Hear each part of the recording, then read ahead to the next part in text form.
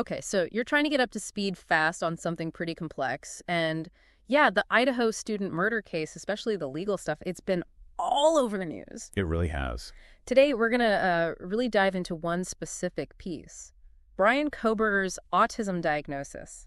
How is that actually playing into the arguments about, well, whether he could even face the death penalty? Exactly. And to sort of unpack this, we've looked at, court documents, news reports, UPI, CBS, NBC10, Philly, and even what people are saying on Reddit. Right, multiple angles. Yeah. The goal here is really just to clarify what this diagnosis means in the legal context, especially now that Judge Hippler has made his ruling. Okay, let's start at the beginning then. So Bryan Kohberger gets diagnosed with Autism Spectrum Disorder Level 1. A clinical neuropsychologist did that, right? Dr. Rachel Orr. That's correct. And importantly, she noted no intellectual or language impairment. Right. So based on that diagnosis, his defense team basically asked the judge, hey, can we take the death penalty off the table? They did. And their argument was, well, it had a few parts. First, they said his ASD reduces his culpability. Yeah. How responsible he is legally and morally. Okay. Makes sense they'd argue that. Yeah. And they also argued that for someone with his diagnosis, the death penalty wouldn't really achieve its goals, like retribution or deterring others.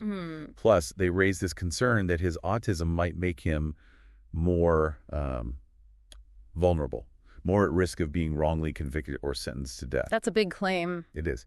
And finally, they brought up the Eighth Amendment, cruel and unusual punishment.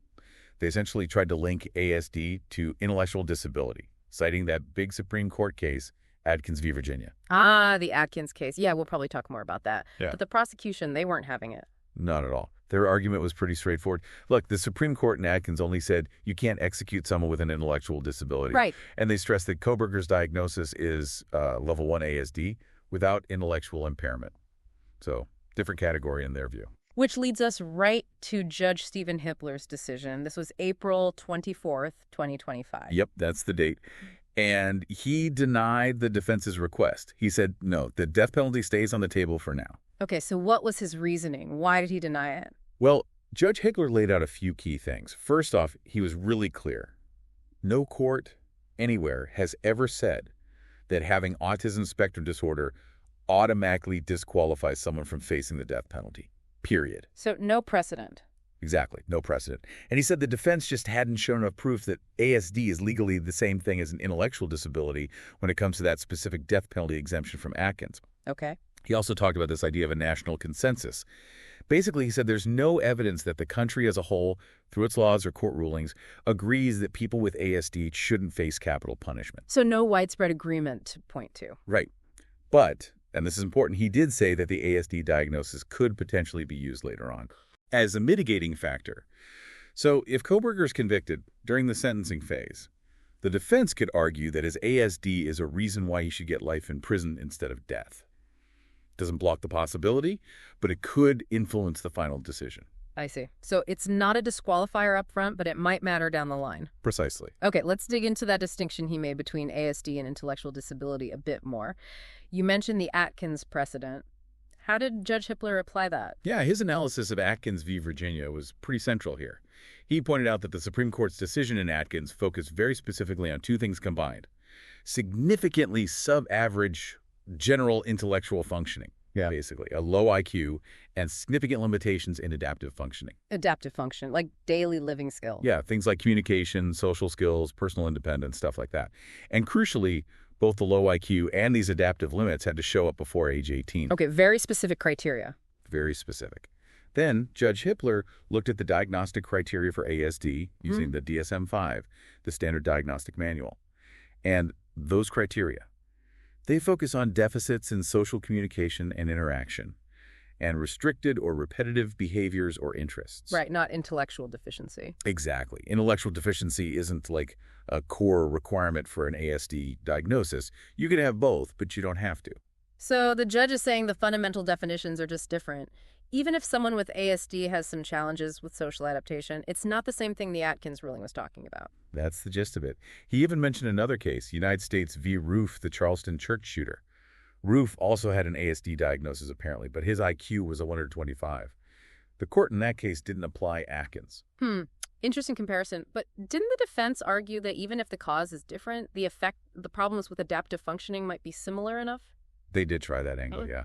They argued the adaptive impairments sometimes seen with ASD should be treated like those in intellectual disability for death penalty purposes. And the judge's response? He countered that the defense hadn't actually provided evidence showing that the adaptive deficits in ASD have the same kind of impact on culpability or on the person's ability to help their lawyers present mitigating evidence as intellectual disability does. So not proven to be equivalent in effect. Right.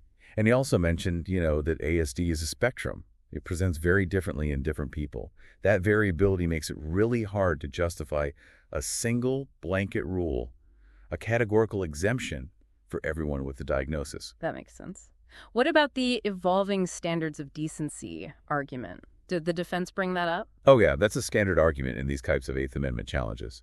The idea is that what society considers cruel and unusual punishment can change over time. Okay. And how do courts figure that out? They look for objective evidence of a national consensus.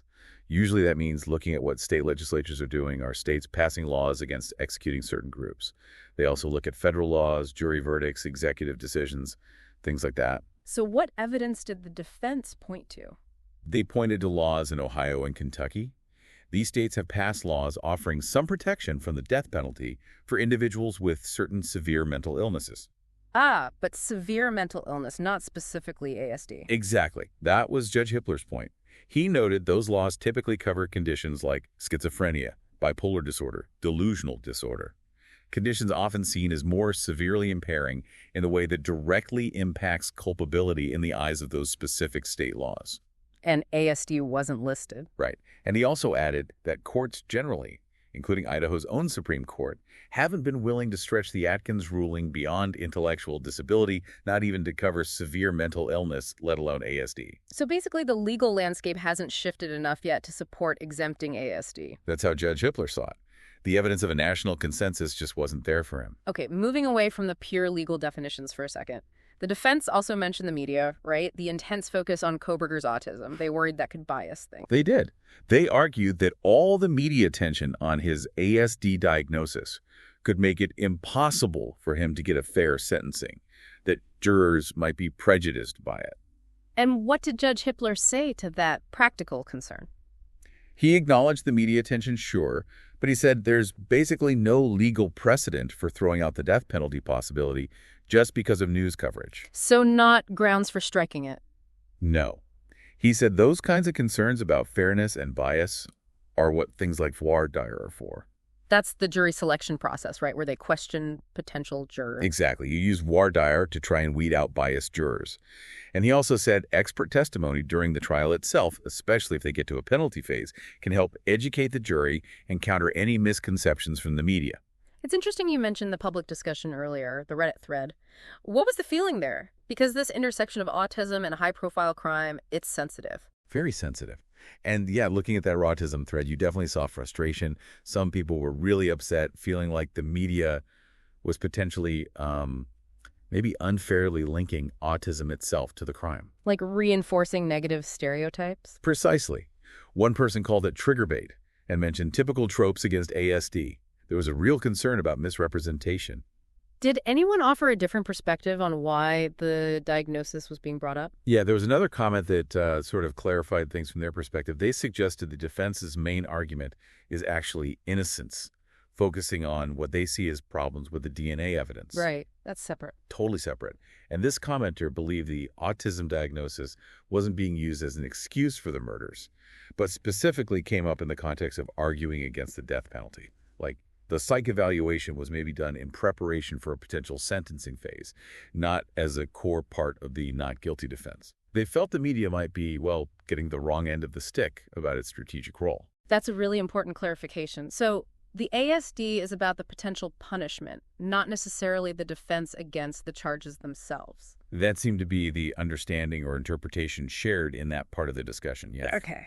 Now, Judge Hippler ruled on more than just the death penalty issue, right? There were other evidence rulings. Yes, a few other key ones came out around the same time.